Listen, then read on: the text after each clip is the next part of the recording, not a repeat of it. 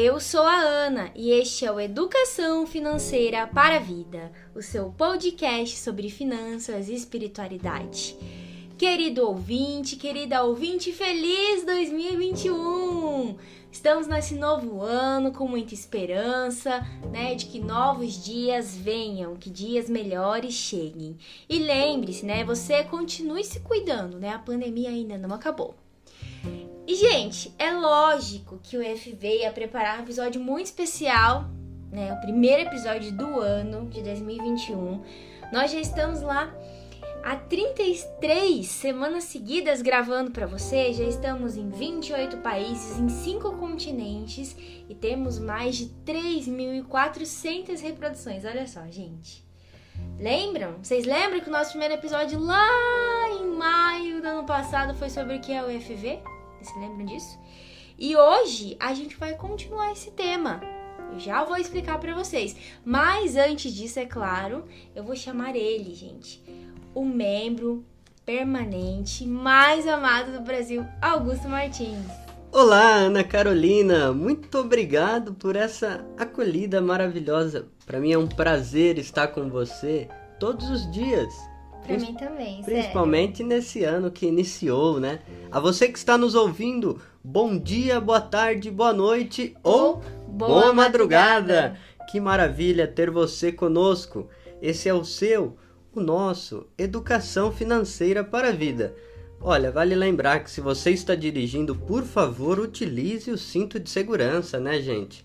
Cuidado, Essas épocas, tem muito acidente, então a gente tem que tomar cuidado. Se você está lavando louça, não deixe cair pratos, talheres, porque pode quebrar e causar um acidente. Sim.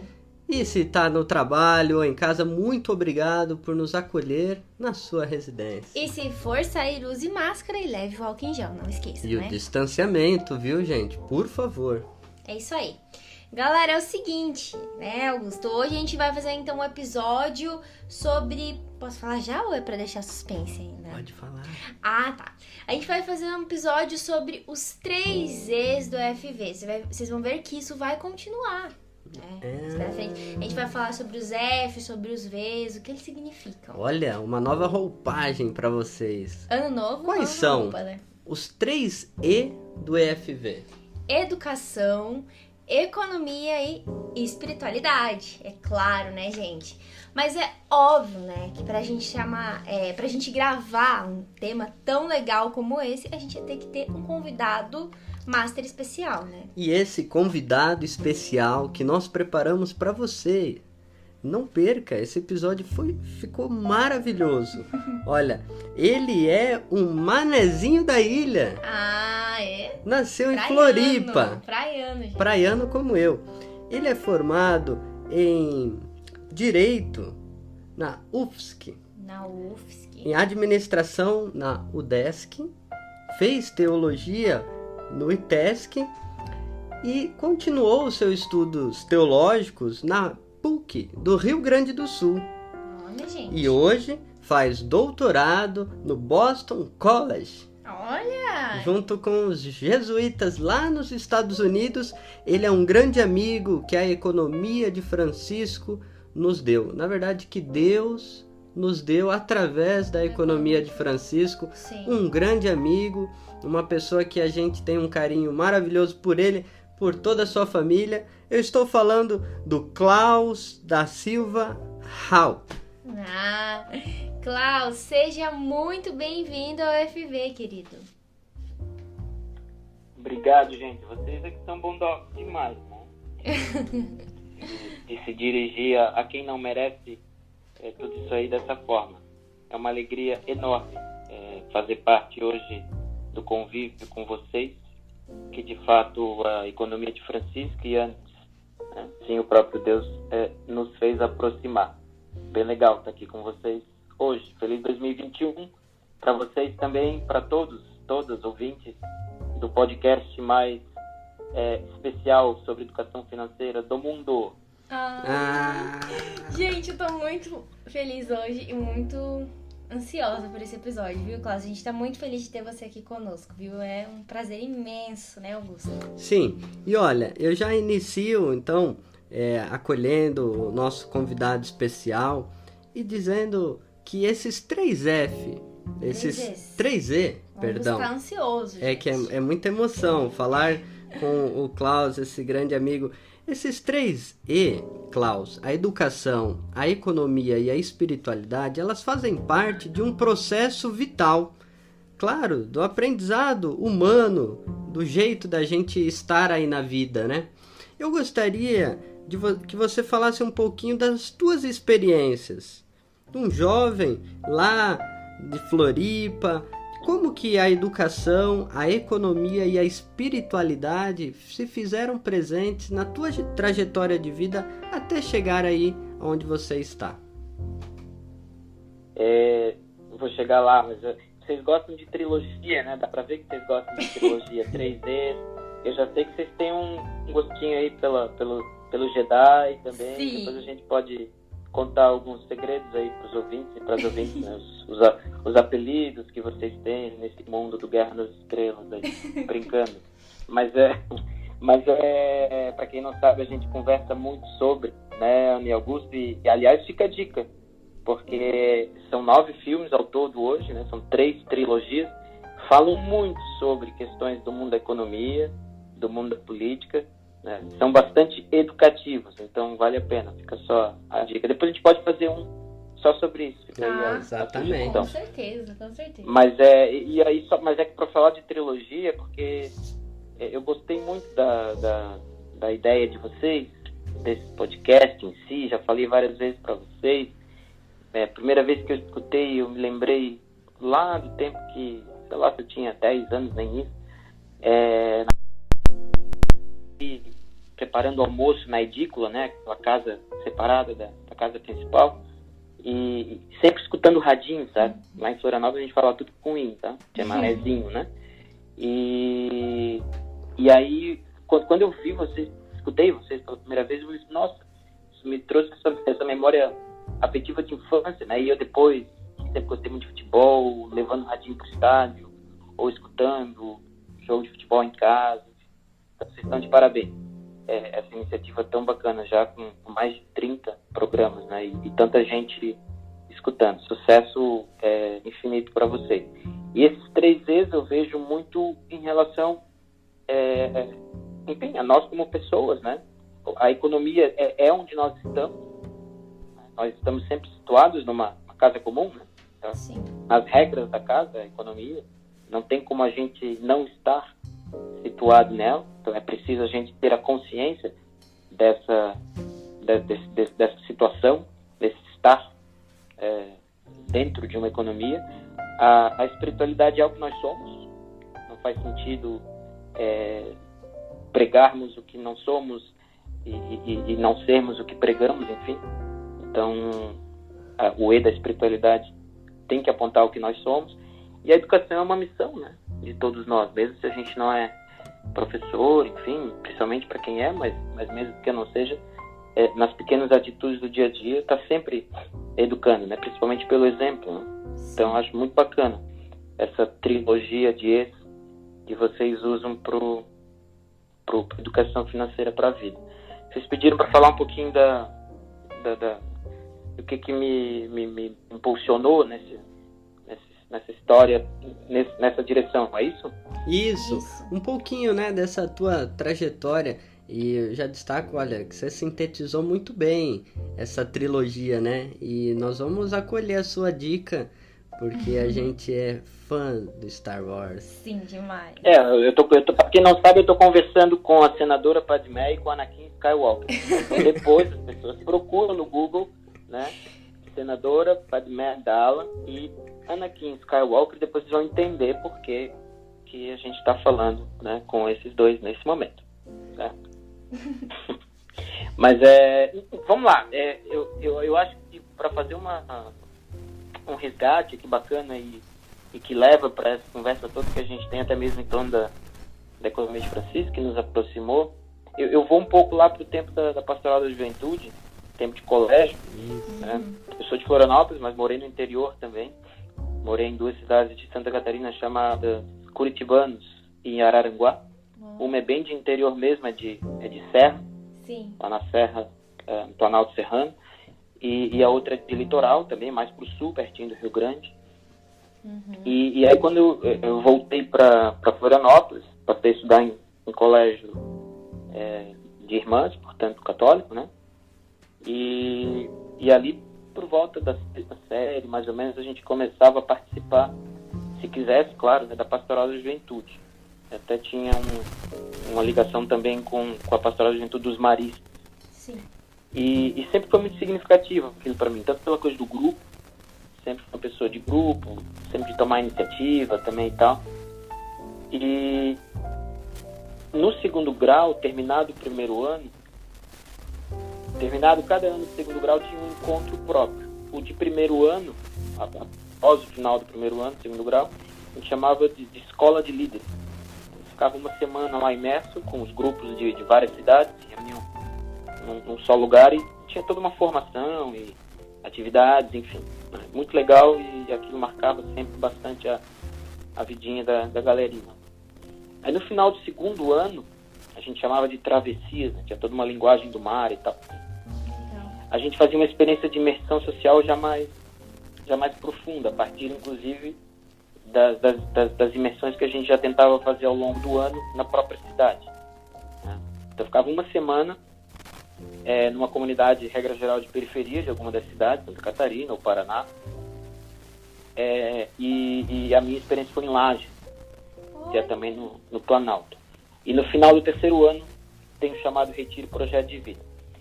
E encurtando uma longa história, que vocês já falaram aí da formação e tal, dá para ver que tem alguma coisa, no mínimo, não estranha, mas interessante, que alguém que se forma em Direito, tem já quase 22 anos, um pouco mais, de atuação na área, na advocacia, no caso de Floripa, mas que resolve, de uma hora para outra, estudar teologia e levar adiante, né, com mestrado, doutorado, dando aula nessa área. Mas isso vai até lá atrás e remete a esses momentos no campo da pastoral. Então, quando eu fiz essa experiência, foi muito interessante, porque eu tinha, lembrar que os 15 anos, no máximo, acho que era isso, 15 anos. Né? Então, imagina lá, o menininho de classe média, né? Com os seus confortos e tal, seus acessos, enfim, e que passa a ficar uma semana fora, né? Num ambiente ao qual não está acostumado, embora fizesse trabalhos pontuais junto com o grupo, enfim, né? Lá em Florianópolis, inclusive, com o próprio Padre Wilson Groh, que muitos já conhecem, nesse nosso processo aí de Economia de Francisco. E aí, quando a gente chegou lá, a gente faz aquela reunião de gente de todos os lugares, né? De várias cidades onde os colégios também tinham o mesmo tipo de pastoral de juventude. E aí, a gente se reúne lá num lugar específico, a gente se reúne numa paróquia, e de lá a gente é distribuído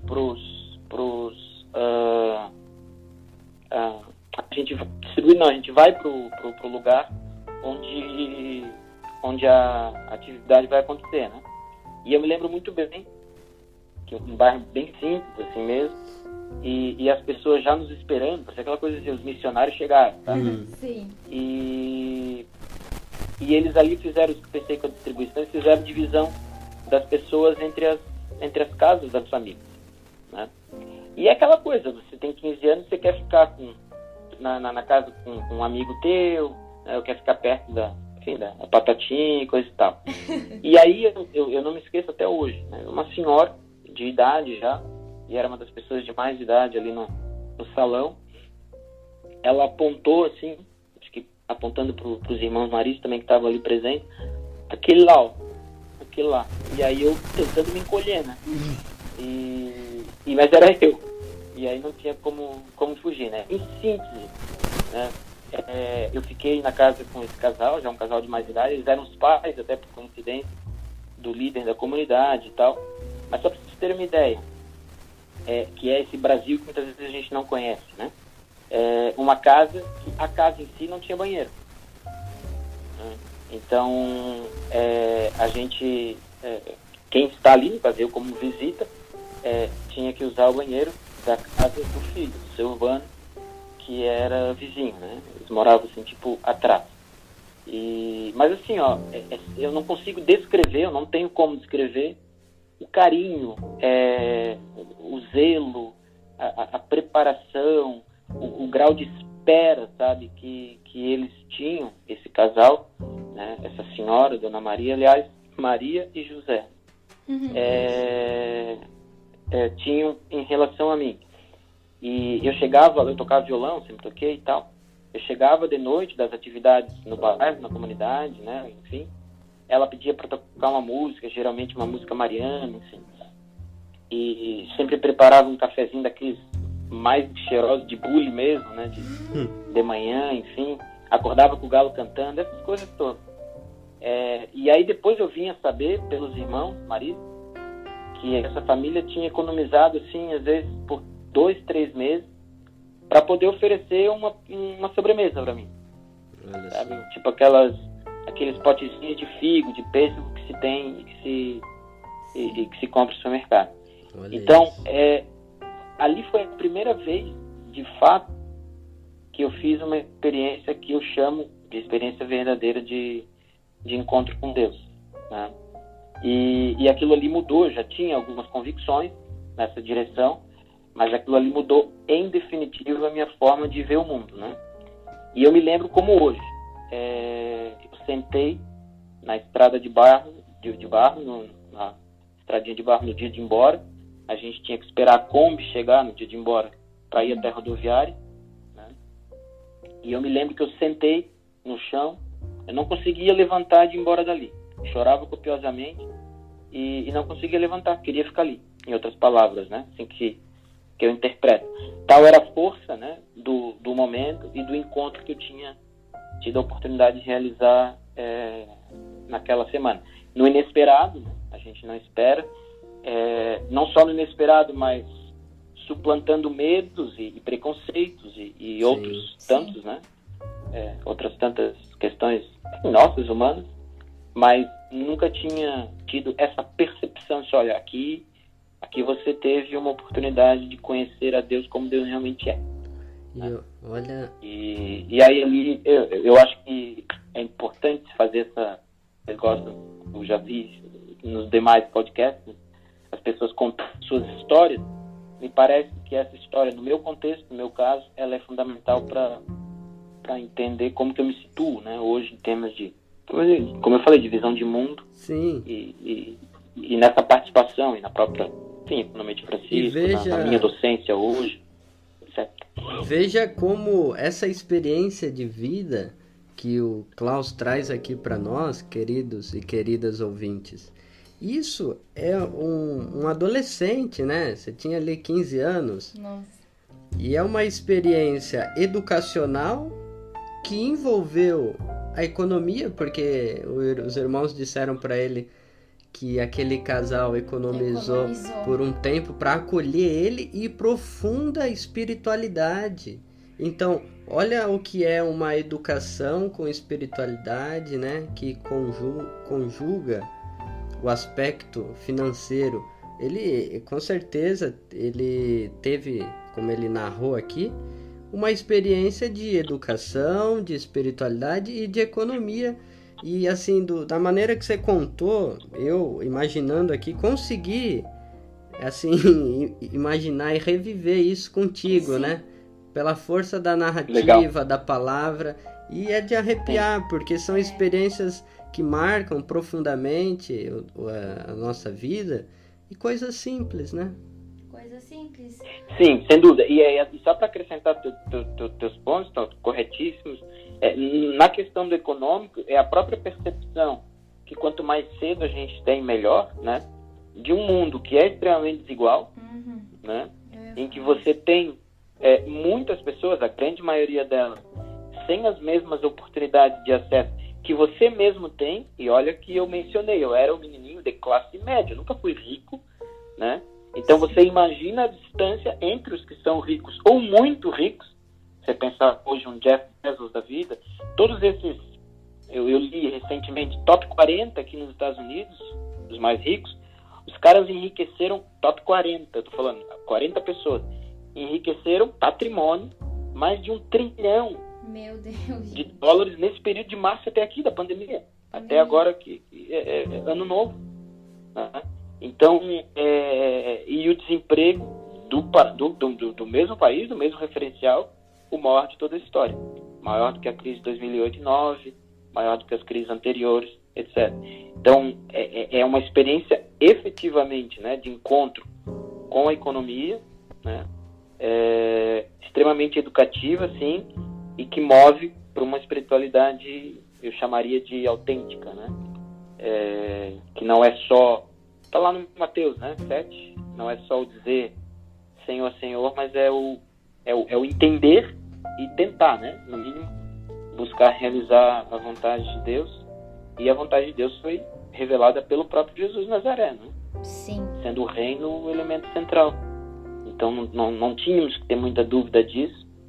Mas aí você falou, a força da narrativa, né? Infelizmente hoje existem outras narrativas, o inglês fala misleading, né? Então enganando, né? Tirando o povo da percepção do que é o verdadeiro cristianismo e levando para outras compreensões que na verdade nos afastam, né? Do caminho que Deus quer. Inclusive na política, enfim, isso tem acontecido e a gente precisa estar atento para tentar mudar. Né? Com certeza, Klaus, sempre atentos, né? E olha só que interessante essa experiência que você contou para você da sua juventude.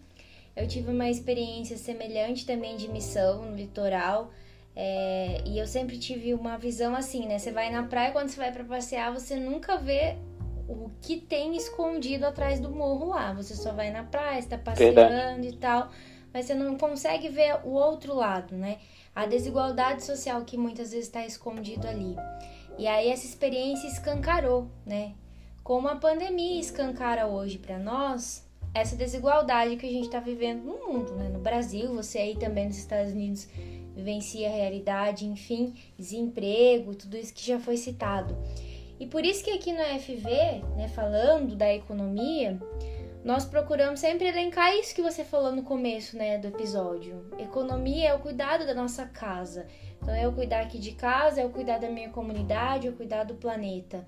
E muitas vezes, o que a gente chama de economia tradicional, né, o que o neoliberalismo aí vem mostrando pra gente que é economia, pautado no individualismo, enfim, nos faz esquecer que esse cuidado tem que ser comum a todos nós, né?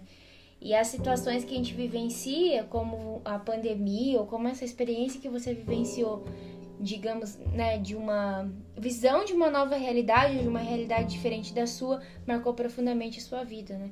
E eu espero, assim, que a gente nesse ano de 2021 também, sabe, se lembre desse momento que a gente teve na pandemia para mudar alguns pensamentos, sabe? Mudar a forma de viver, eu acho. Esse é um momento privilegiado que a gente tem, primeiro, por estarmos vivos. Ah, com certeza. Já diante de tantas experiências, né, de irmãos, irmãs, né? Eu tive a perda da minha tia no ano passado, muito triste. E a gente sente, né, a morte dos nossos próximos e daqueles nossos outros irmãos e irmãs distantes. E o que eu gostaria também que o Klaus comentasse, adentrando um pouco mais, né, dentro desse ping-pong entre educação, economia e espiritualidade, sobre esse processo educacional, né? A gente busca traduzir educação financeira, né, um processo vital do aprender a aprender. Como que a gente pode trazer aqui elementos, por exemplo, de Paulo Freire, da educação, né, em geral, educar para a vida, né? Entendi. Só um resgate que vai ajudar também, em cima do que a Ana estava falando, vai ajudar a compreender as coisas também numa lógica freiriana, mas o próprio Papa Francisco passou a usar uma categoria desde o Evangelho Gaudium chamada cultura do encontro. Tem enfatizado muito isso, que é o oposto da cultura da indiferença, né? E que ela ajuda a iluminar muito, em termos de compreensão, né, aquilo que foi a experiência que eu contei, que eu vivi eu mesmo, né? E que é isso que vocês estão convidando toda a audiência para estar aberta a fazer isso, né? Quer dizer, estejamos abertos, 2021 aí que chegou, à cultura do encontro. Uma vez eu conversava, ele estava nos visitando aqui na universidade, o arcebispo de Los Angeles, Cardeal Gomes, e aí eu perguntava para ele como fazer para a gente tentar mover um pouco mais os corações daqueles que estão nos espaços de poder, sabe? Aqueles que tomam decisões, poder financeiro, poder econômico, no caso, né? Poder político, etc. Ele riu assim e disse, olha, a cultura do encontro de que falou o Papa Francisco, tem que pegar esse pessoal pela mão e tem que levá-los a esses lugares que, como a Ana falou, eram até então despercebidos, né? Então, é o ver do nosso chamado ver, julgar, agir, o ciclo pastoral, né? O método tão conhecido por nós e às vezes não muito levado a sério, né? Então, é preciso, assim, um choque de ver, né? É urgente, realmente. E essa categoria da cultura do encontro, acho que ajuda bastante. Você falou de Freire, bom, eu sou suspeito, né? O Freire é um dos principais autores aqui que orienta a minha pesquisa. Tem algumas categorias que ele usa que eu traria aqui nessa importância dessa missão educadora, né, de todos nós, de um programa como o de vocês, enfim, mas em relação ao quadro que a gente vive. Uma categoria que ele usa é a categoria da decodificação. Quando eu isso aprendi com o meu próprio orientador aqui, quando eu estou em sala de aula, eu quero dar exemplo dessa categoria da decodificação, eu pego, sei lá, o que está mais perto de mim ali, o telefone, ou o giz, ou o pincel, enfim, coloco na minha frente, o ouvinte aqui consegue fazer a visualização, né? Sim. Coloco na minha frente e pergunto para as pessoas, o que vocês estão vendo? Como diz a expressão, é batata, assim, ó, não tem ninguém que diga que está vendo alguma coisa, senão aquele objeto que eu pus na minha frente, certo? Sim. Então, o telefone, o giz, é o pincel. Né? Aí eu faço a pergunta, tá, por que ninguém me disse que está me vendo? Afinal, vocês estão me vendo. Estou atrás. Por que não disseram que estão vendo aqui o quadro? Então, porque eu codifiquei vocês, né? Então, eu fiz com que todas as atenções se voltassem para aquele objeto que eu estou destacando. Então, isso acontece muito, né? Especialmente em tempos de pós-modernidade, onde o visual, o emocional, né? o marqueteiro, etc. Né? Essas dimensões mais da aparência, né? do facilmente percebido na exterioridade, são exacerbados.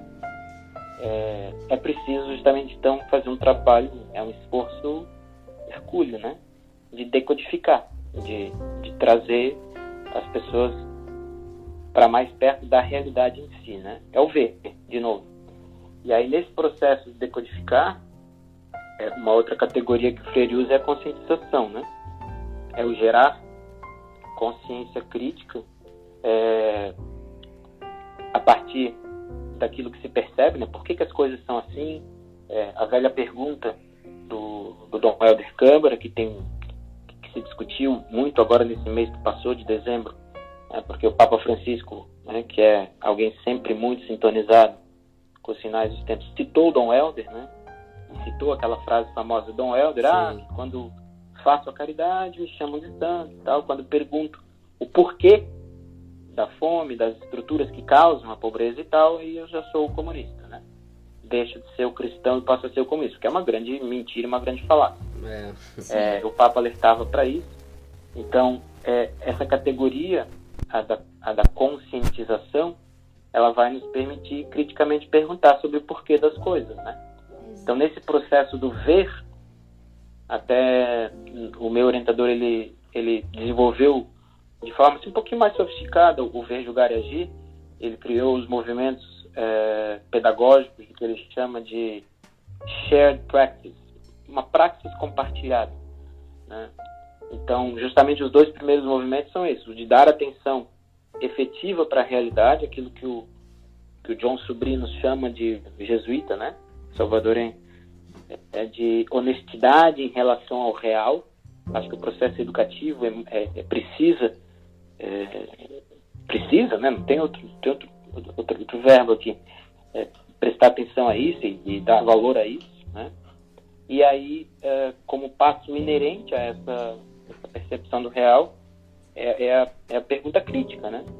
É a questão de se buscar as razões pelas quais aquilo que vemos se põe diante da gente dessa forma como vemos, né? Então, por que da injustiça? Quais são as estruturas, por exemplo, o modelo capitalista de produção que geram essa realidade?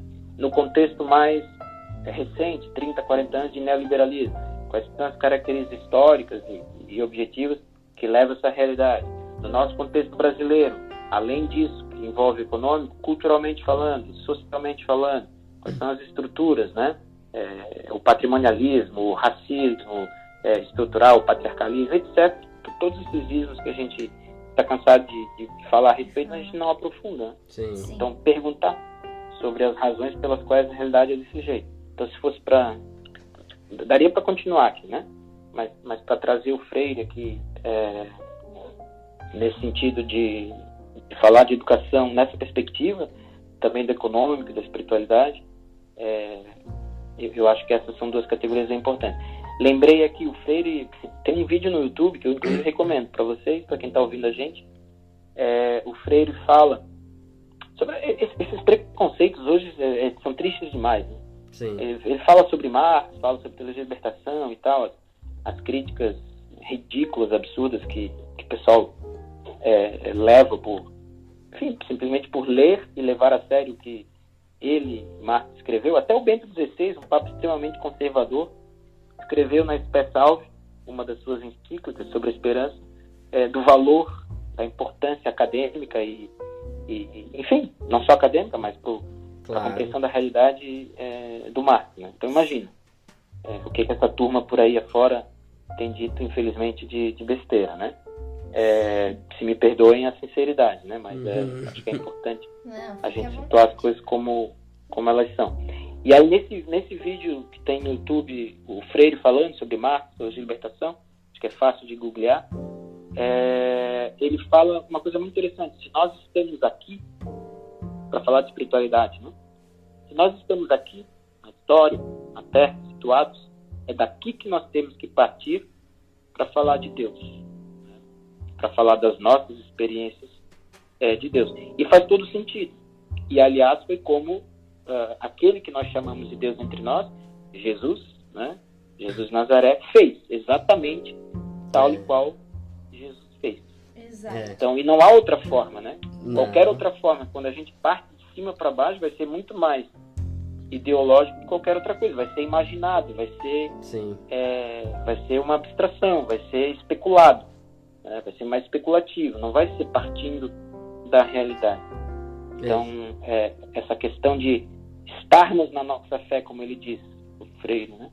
E partirmos de onde nós estamos, no nosso contexto, portanto, do econômico real, né? Para, a partir dali, se falar de Deus, parece-me, de fato, que é o caminho mais apropriado para uma espiritualidade realmente humanista, né? E, como eu já usei a expressão, autêntica. E aí, a educação é fundamental, né, nesse processo. Educação em vários níveis, né? Nas escolas, catequeses, nesses programas maravilhosos que vocês estão fazendo e que tantas outras pessoas fazem também, via rádios, TV, vídeos, lives, etc. Então, acho que é importante a gente não deixar de esperançar e também palavra freiriana, né? E nesse momento, Cláudio, e seguir nessa compreensão. O nosso ouvinte deve estar se perguntando, mas o FV iniciando o ano com conteúdos assim tão densos? Aí a gente responderia, não é isso. É porque a gente quis justamente trazer esse nosso amigo que tem essa, como vocês estão vendo, essa capacidade narrativa, conceitual. Ele é um pai de família, ele tem uma história belíssima, é um doutorando e é um contador de história muito bom, justamente para vocês aproveitarem, olha, e verem na sua vida como você encara a educação, a espiritualidade e a economia, né, Ana? Exatamente. E olha, isso me fez lembrar outra coisa, já que a gente tá no começo do ano, né? Planejamento, que envolve a educação financeira, envolve tudo isso que a gente tá falando, né? Me lembrei de outra coisa, Augusto. Eu me lembrei da doutrina social da igreja, que a gente já falou aqui na FV, que eu gostaria de relembrar, que tem um trechinho lá, quando fala da parte da economia, você vai explicar melhor que eu, né? Que fala da educação, né? É verdade. E pegando o gancho aqui do que trouxe o nosso amigo Klaus, dessa consciência crítica, dessa consciência de interdependência que a pandemia também escancarou. Assim como a responsabilidade social, a justiça social, a necessária e urgência, a consciência de que tudo está interligado, como diz o Papa Francisco. E as soluções também. Ninguém se salva sozinho, né? Pois é. Então, no que diz respeito ao que você pergunta, Ana, bem, no número 374 da doutrina social da igreja, na letra D, quando diz de um desenvolvimento integral e solidário, provoca a gente justamente para isso. Olha, a gente não pode pensar em soluções isoladas. Não. E aí que eu gostaria de ouvir o nosso amigo Klaus, seguindo um pouquinho mais na letra E, quando diz de uma necessária e grande obra educativa e cultural. A gente já abordou esse tema aqui, né, nos nossos episódios, mas eu leio aqui para os nossos ouvintes e para o nosso amigo comentar. Olha só que interessante. O sistema econômico em si mesmo não possui critérios que permitam distinguir corretamente as formas novas e mais elevadas de satisfação das necessidades humanas, das necessidades artificialmente criadas que se opõem à formação de uma personalidade madura. Torna-se, por isso, necessária e urgente uma grande obra educativa e cultural que abranja a educação dos consumidores para um uso responsável do seu poder de escolha, a formação de um elevado sentido de responsabilidade nos produtores e, sobretudo, nos profissionais da grande mídia, além da necessária intervenção das autoridades públicas. Olha que interessante. Educação financeira, né?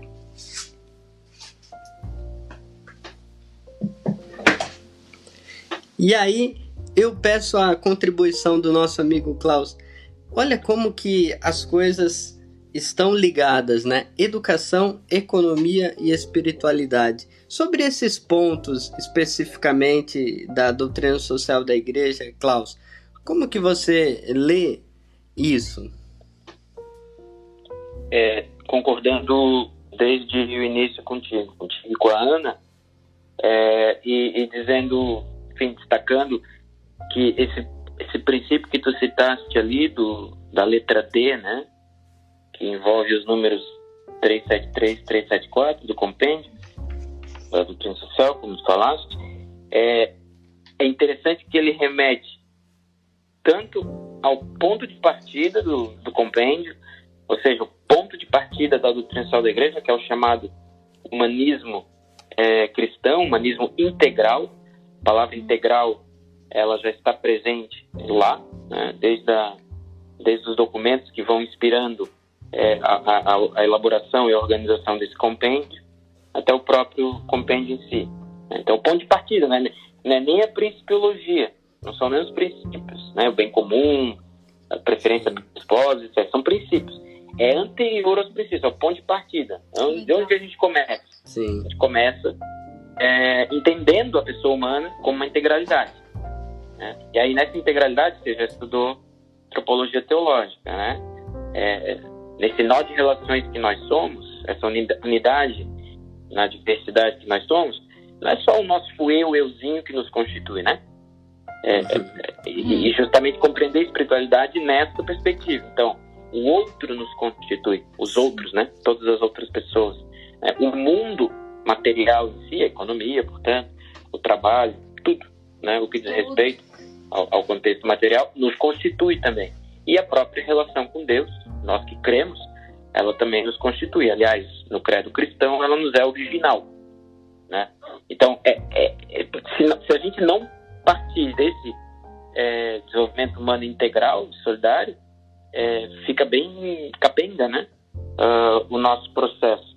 E aí é interessante notar que esse trabalho que vocês fazem, né? E baseado nesse número, esse outro número que vocês citaram, que é o 376, da importância da educação, nessa perspectiva do desenvolvimento humano integral, essa perspectiva ela vai ser assumida pelo Papa Francisco no último documento lançado agora recentemente, no dia 3 de outubro, véspera de São Francisco de Assis, na famosa já Fratelli Tutti, né?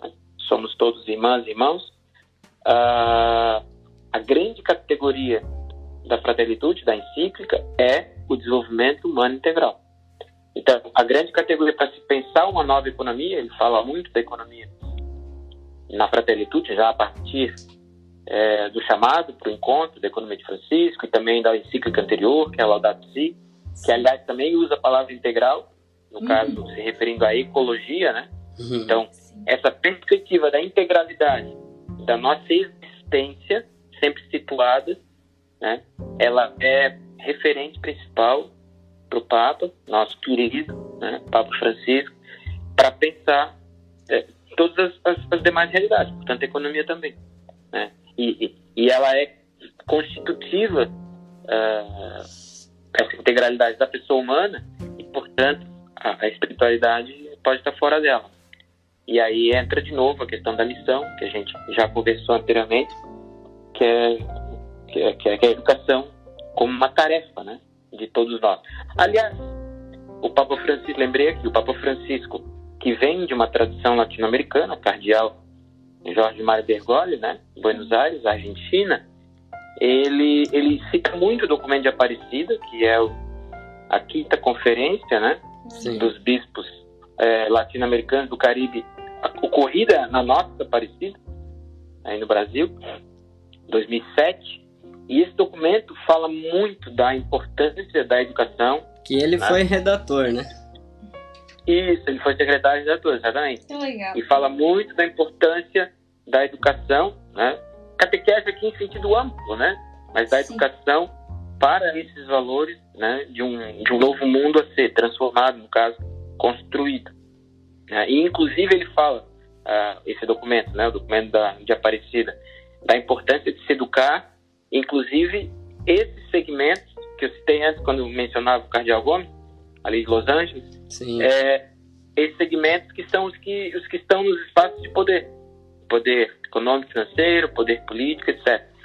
É uma missão que a Igreja, no caso católico, precisa assumir, essa de uma melhor educação dessas pessoas que ocupam esses espaços de decisão, né? Exato. Então, não tem como essa trilogia, né, principiológica, de vocês, assim, como que a gente chame isso, mas é fundamental. Não tem como separar a realidade em que estamos, econômico, daquilo que nós somos, portanto, nossa espiritualidade, da nossa própria missão de educar, né?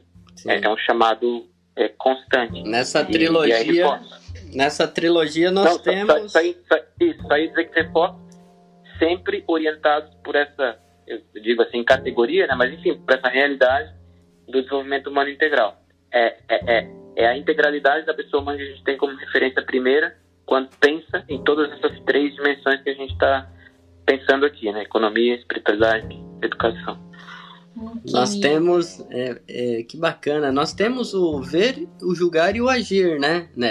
Pelo que eu entendi, dentro dessa pedagogia, nessa trilogia, seguindo, né, a esteira da igreja latino-americana, né, também, o ver, né, o econômico, o julgar, a espiritualidade e o agir da grande tarefa que o Klaus muito bem, ele abre o leque do educar como pais, mães de família, como filhos, como cidadãos, homens e mulheres políticos que atuam na sua comunidade local, né?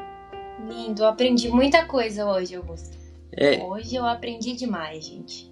Eu gostaria que o Klaus também comentasse um pouco aqui para a gente finalizar esse nosso bate-papo da trilogia do EFV, né? Esses 3E. Da EFV.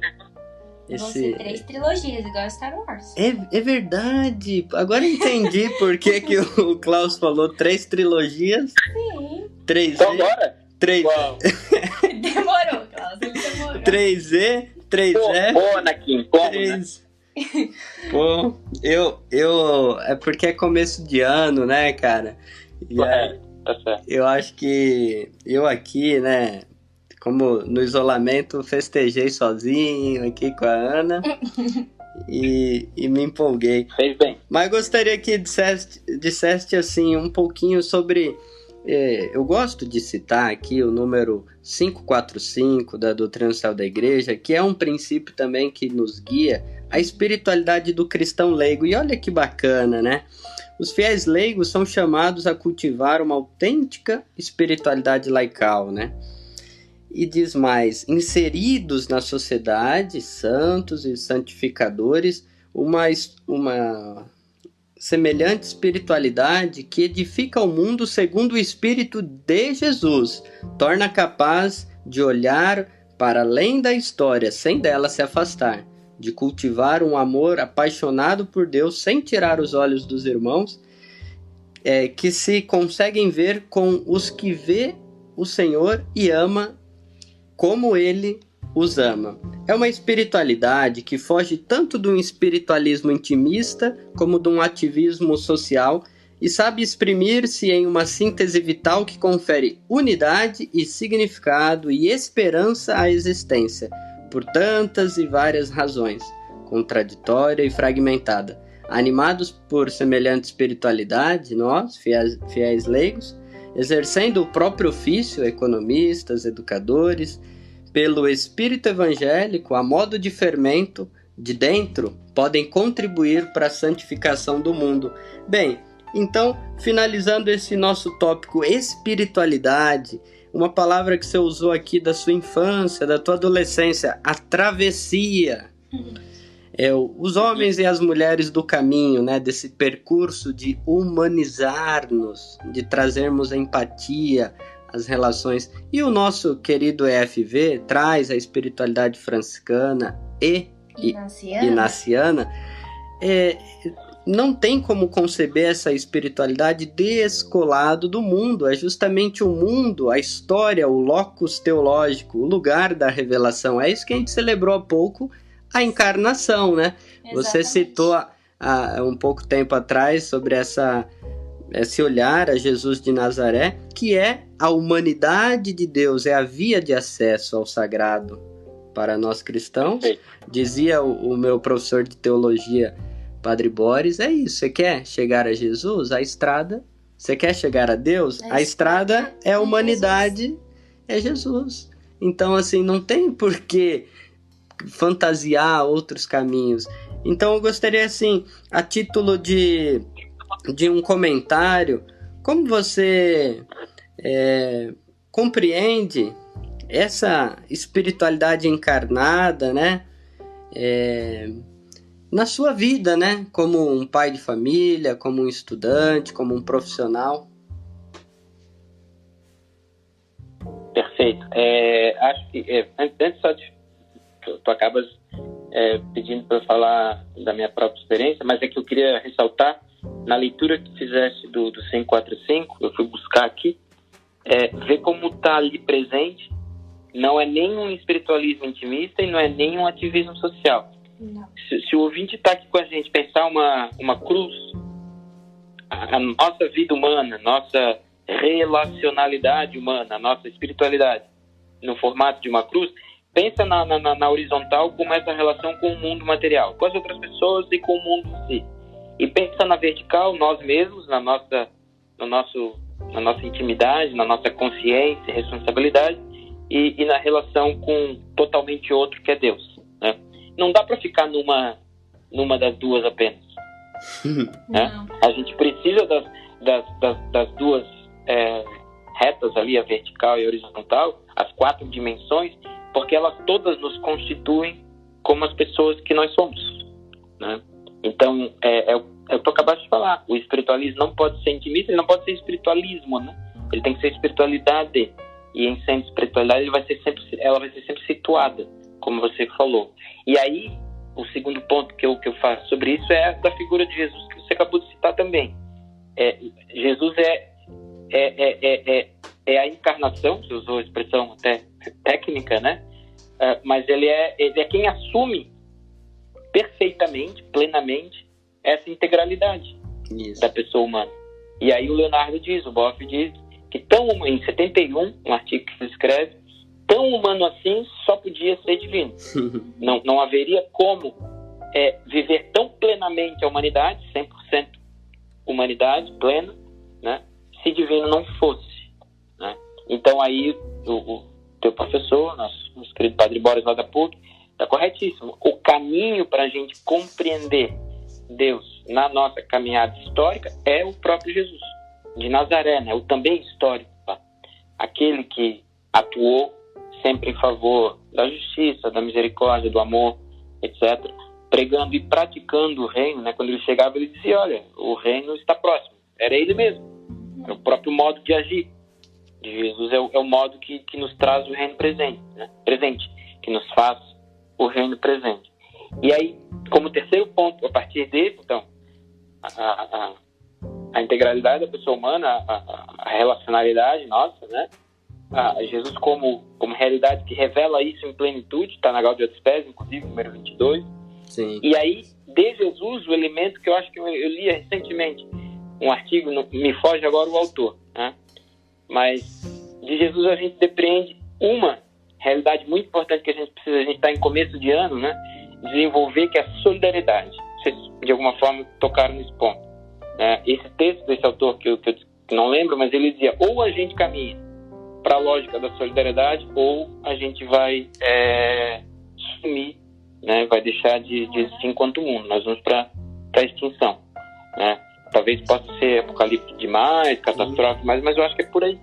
Ou a gente desenvolve um modelo de relações, no caso econômicas, na linha da solidariedade, né? Ou a gente está fadado à extinção. O capitalismo ele já demonstrou-se falido em si, né? Mas ele ainda segue ocupando os espaços de poder. Então, político principalmente. Então a gente ou muda essas relações no sentido de relações mais solidárias, e de implementar a solidariedade como um paradigma novo, né?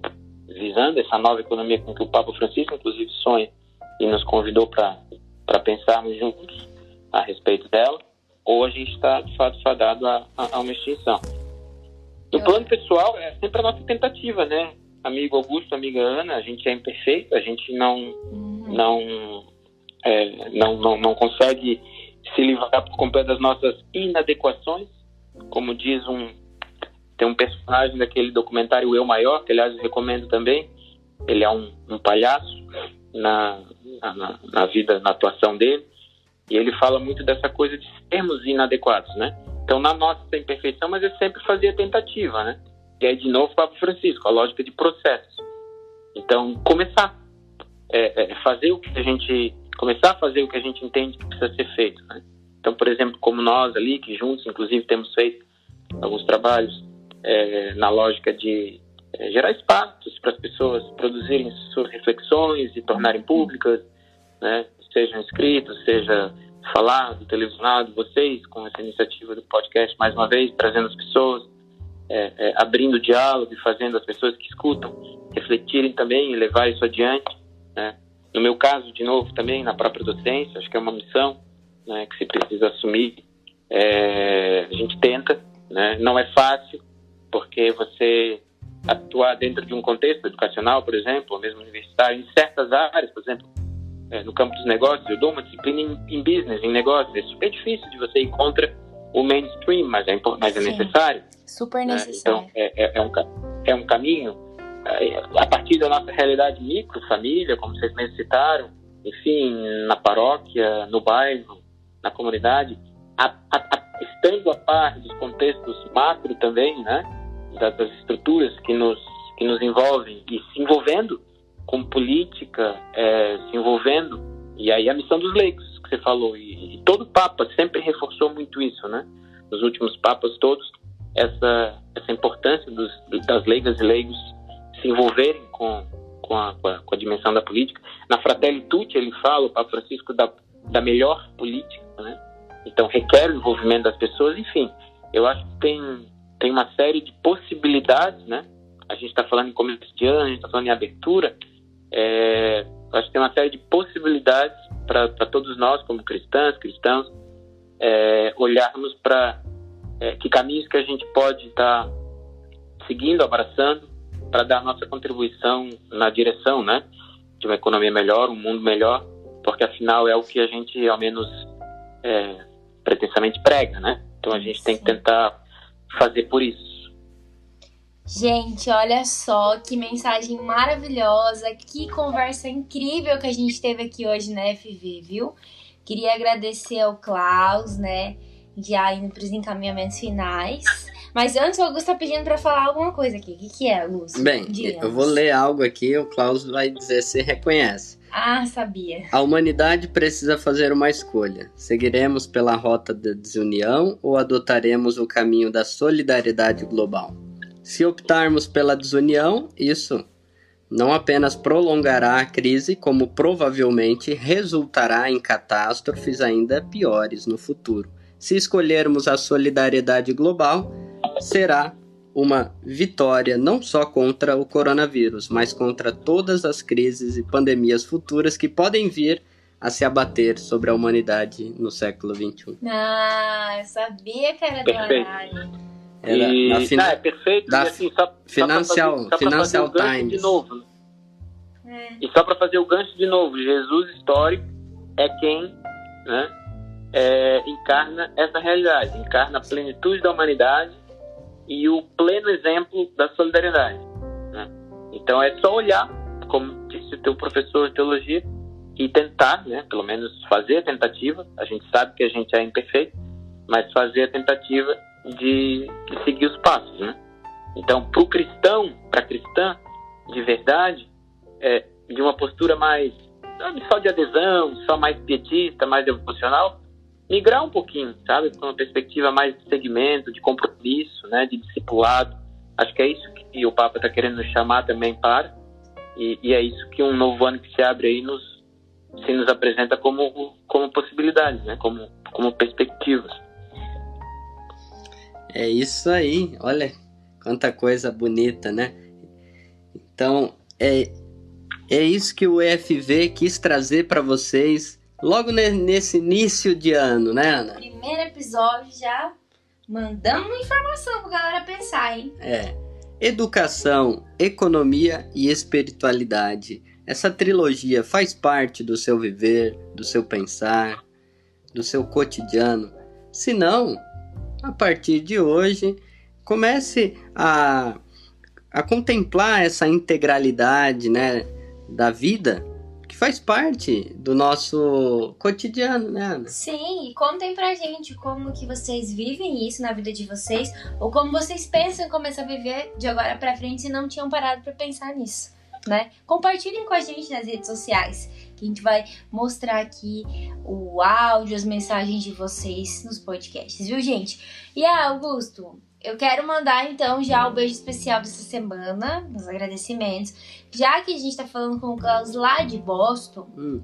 O beijo especial da semana então vai para o pessoal dos Estados Unidos que nos escuta lá em Boston. Kisses Pra vocês, gente.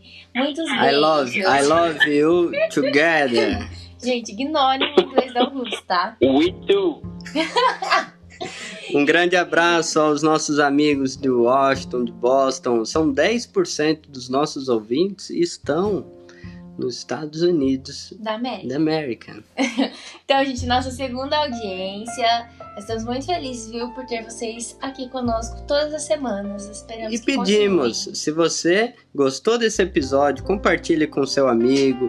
Olha que história bacana desse manezinho da ilha. Olha como ele falou coisas bacanas. Olha esse bate-papo desses jovens. E então, compartilhe com seu amigo, com seu familiar. esse podcast, esse conteúdo gratuito, acessível, fácil, você pode pausar, continuar. É isso que a gente quer trazer para vocês, informação, com muita formação.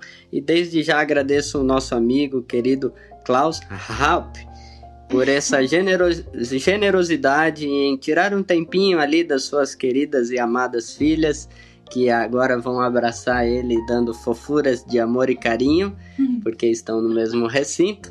E agradecemos todo o seu acompanhamento cordial conosco, do pessoal aqui do EFV. Isso mesmo, Klaus. Obrigada de coração. Eu que agradeço, amigo.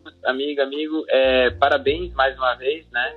Pela iniciativa, que no ano que passou já foi um sucesso. E votos de muito mais sucesso ainda, né? Muito mais alcance, enfim, para esse projeto belíssimo que vocês criaram, que vocês iniciaram. Eu que agradeço. Obrigada de coração. E é isso, galera. Lembre-se sempre: educação financeira é educação para a vida.